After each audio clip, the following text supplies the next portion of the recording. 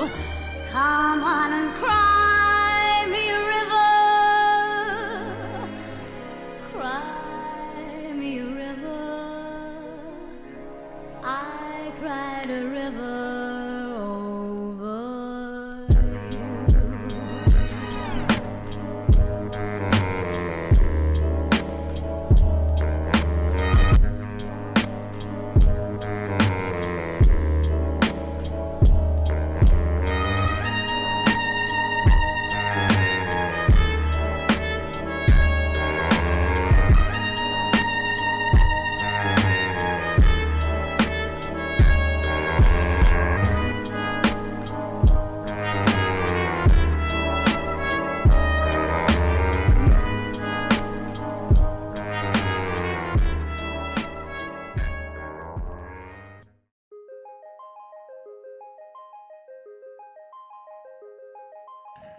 Good morning and welcome this Friday 29th of August 2025.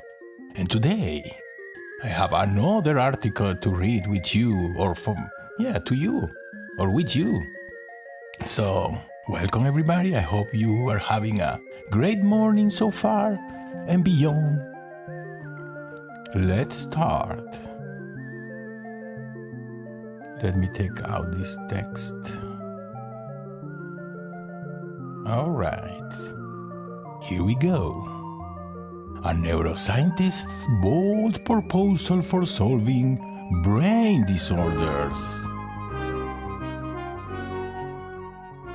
Bold?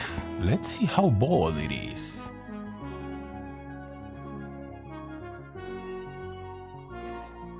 Nicole Rust is a brain researcher and professor of psychology at the University of Pennsylvania. She's also a contributing editor at The Transmitter, a leading brain research news magazine. In 2021, she received the Troland Research Award from the National Academy of Sciences. Wow, sounds big. What's the big idea? Cures for brain disorders have remained elusive because researchers have been trying to find solutions the wrong way. Just as it took Copernicus proving that the sun is at the center of our solar system before we could understand planetary motion, neuroscience has needed a new framework for understanding how brains function. Yes, I agree. And the mechanisms by which they become disordered. The latest neuroscience findings are poised to revolutionize brain disorder research and treatment, of course. Below, Nicole shares 5 key insights from her new book, Elusive Cures: Why Neuroscience Hasn't Solved Brain Disorders.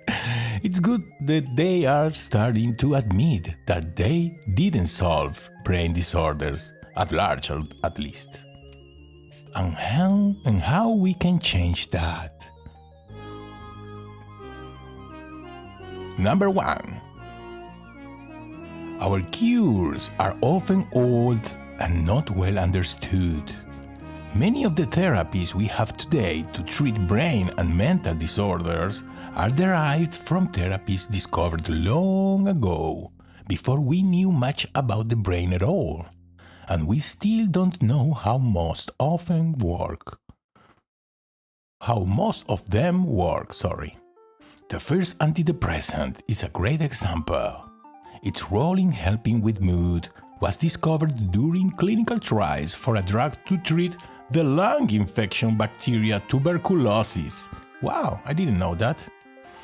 Great historic insight. Where I was? Tuberculosis patients who received the drug were joyous and dancing around, so researchers realized it had another purpose. Today, there are many antidepressant drugs but we don't really know how they work when they do. We understand some things about them, such as how they impact neurotransmitters. But how does changing those chemicals affect mood? Very good question. And why do antidepressants take weeks to kick in?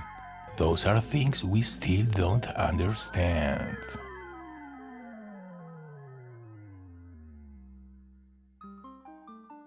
Another drug that was created before we knew much about the brain is the opioid painkiller Oxycontin. Oxycontin? I don't know. Which was derived from the ancient opium remedy used by Mesopotamians as early as 3400 BCE. Yet another example is the drug Ritalin used to treat ADHD, which was created in the 1940s by a chemist who decided to try it on himself and his wife, who liked it because it made her a better tennis player. In honor of his wife, whose name was Rita, he named it Ritalin. There are many examples of brain drugs like this. Point number 2.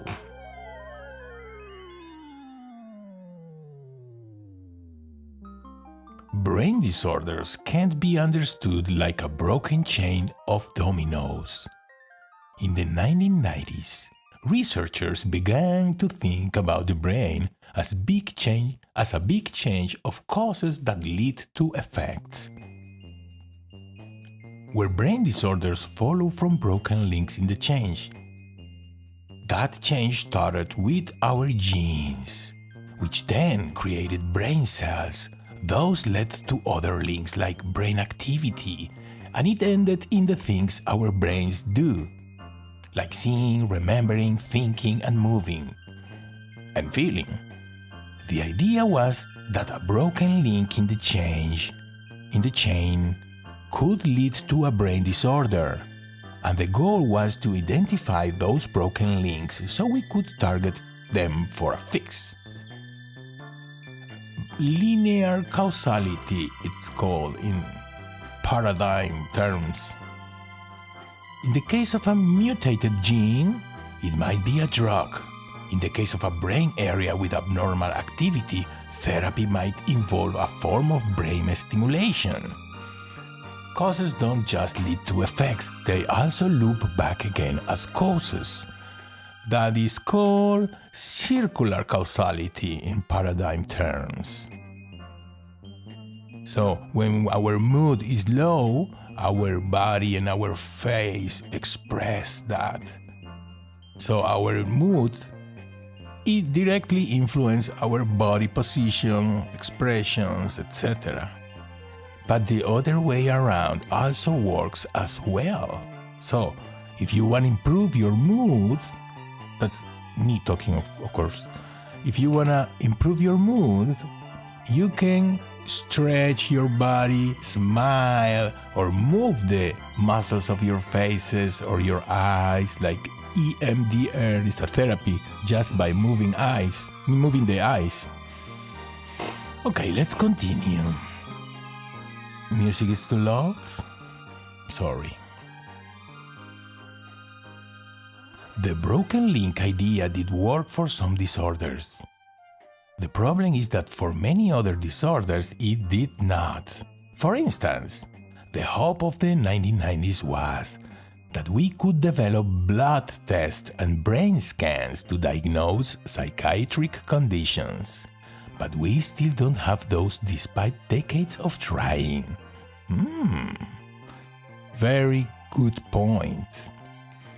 We still don't understand what's happening in the brain when someone goes through a depressive episode or a bout of psychosis, but we are beginning to realize why.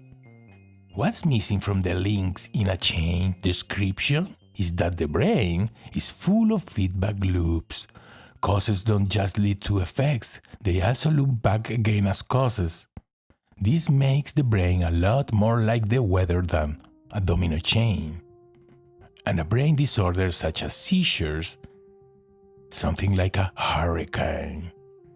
We should expect that sorry, I need a little bit of water.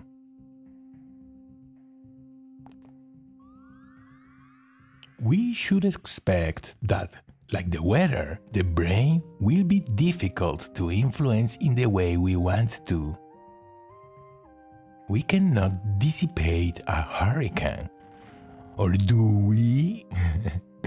The challenge we face is formidable, but by facing it head-on, I'm optimistic that we will solve it. Very optimistic. I like it. Number 3. Our brain's adaptability makes it both powerful and fragile. Yes, those are complex systems characteristics. Our brains are terrific at adapting. Put you in a new country with a new language and you learn it. That's a slow adaptation. Or see a tiger and your brain kicks into a different mode that helps you run. That's fast adaptation. One principle of adaptive system is that the adaptability often comes at the price of fragility. These systems have many dependencies. In an ecosystem, a big food web can collapse if something happens to one species because all the species are interdependent and adapt to one another. In the case of our fight or flight system, it can burn out through overuse because of chronic stress. Exactly. You cannot run away from a tiger for months. But when in your mind the tiger is your boss, you are cooked. Leading to things like perturbations in day-night rhythms and insomnia. Very easy to solve, by the way. The fact that chronic stress leads to insomnia, which leads to other health problems, is an example of a dependency in a complex system where adaptation makes it fragile. Yes, mood directly impact in our immune system. Very, very directly. Another of many examples is our immune system. It exists to adapt to foreign substances in our body to protect us from disease. When the immune system becomes uncalibrated, it can lead to a neuroimmune disorder that attacks the body's own tissues, such as multiple sclerosis. When you start thinking about the brain this way, fragility at the price of adaptability, you can see that it applies to nearly every brain and mental disorder. Yes.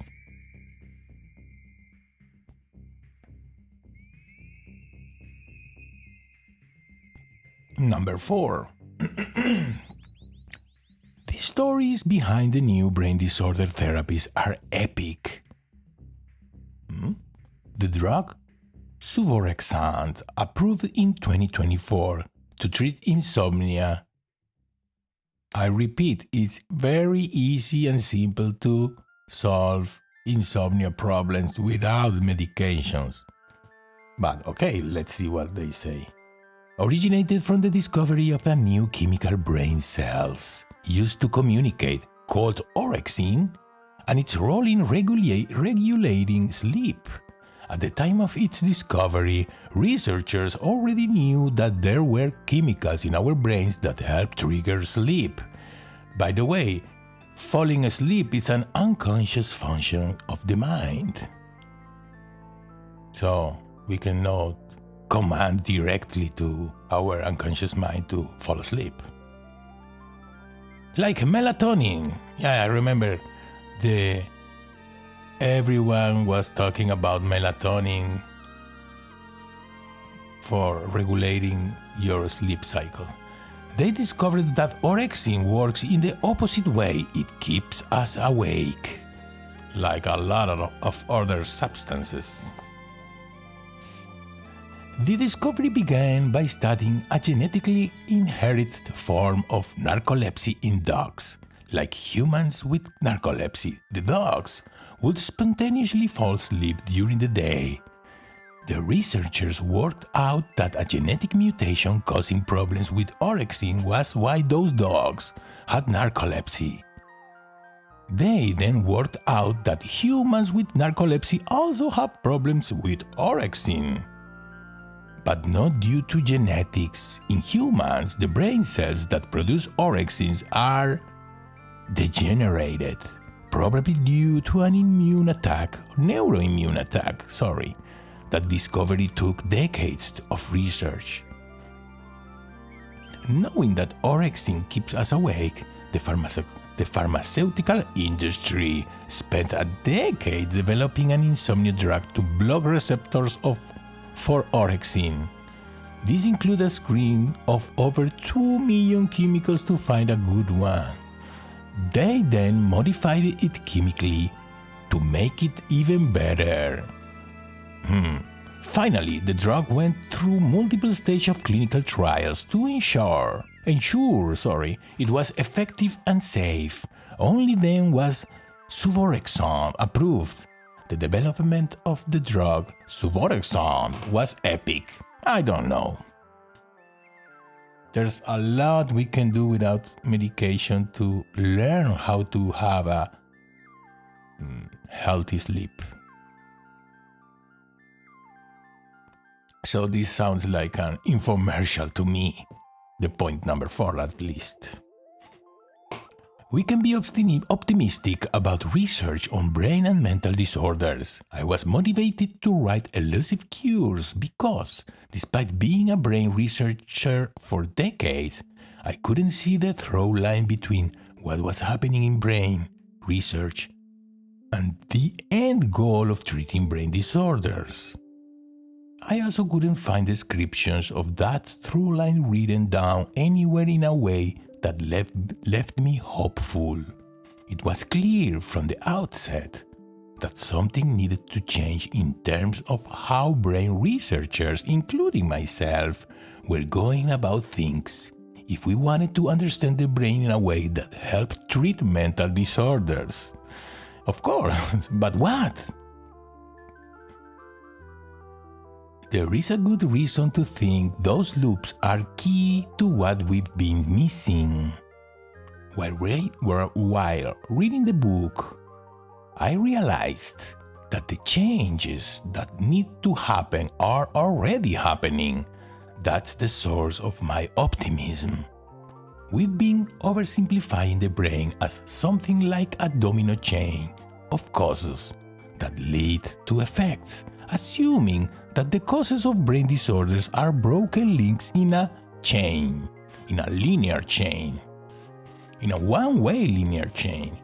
For many disorders, from Alzheimer's to depression, that hasn't worked.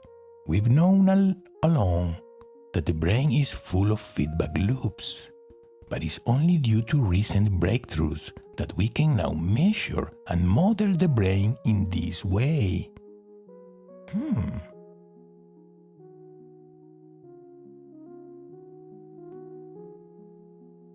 In a brain with those loops, the causes of brain disorders can manifest in ways that are different from broken dominoes. There is a good reason to think those loops are key to what we've been missing. Yes. Shifts like this can unlock progress. Take the example of planetary motion in ancient Greece. Ptolemy proposed a model in which the planets and the sun travel around the Earth. While accurate at predicting where the planets would be, it had numerous hacks to account for things like the planet traversing across the sky in one direction and then suddenly changing course. In the mid-1550s, Copernicus came along, wondering if there could be a more reasonable arrangement. He proposed that the planets, including Earth, travel around the Sun.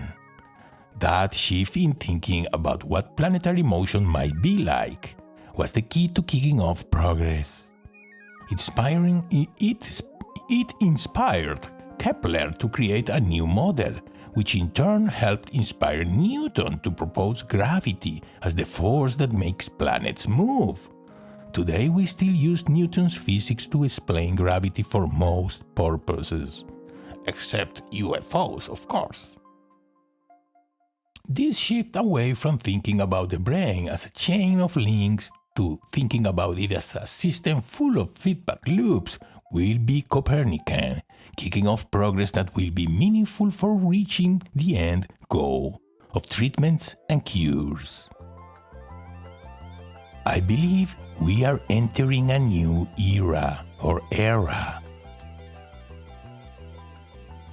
Oh, that's all. Okay, yes, neuroscience is thinking more like systemic psychology started to think in the 50s, and hypnosis long before. Like Scott Adams, the cartoon guy, always says, "Oh, neuroscience or new discoveries in psychology always confirm what hypnotists already know." So, good to know. Let's hope they don't only develop chemical treatments for brain and mind disorders. Okay, I have to go to work in the real world. I wish you a great Friday and weekend if I don't pop up during the weekend. So, see you the next one. Thank you very much and goodbye.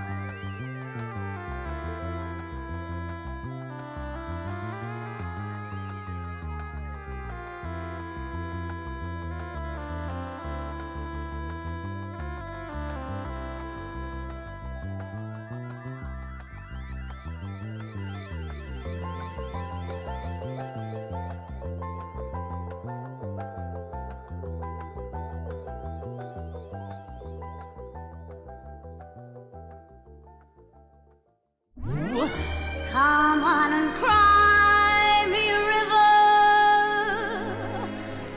cry me a river. I cried a river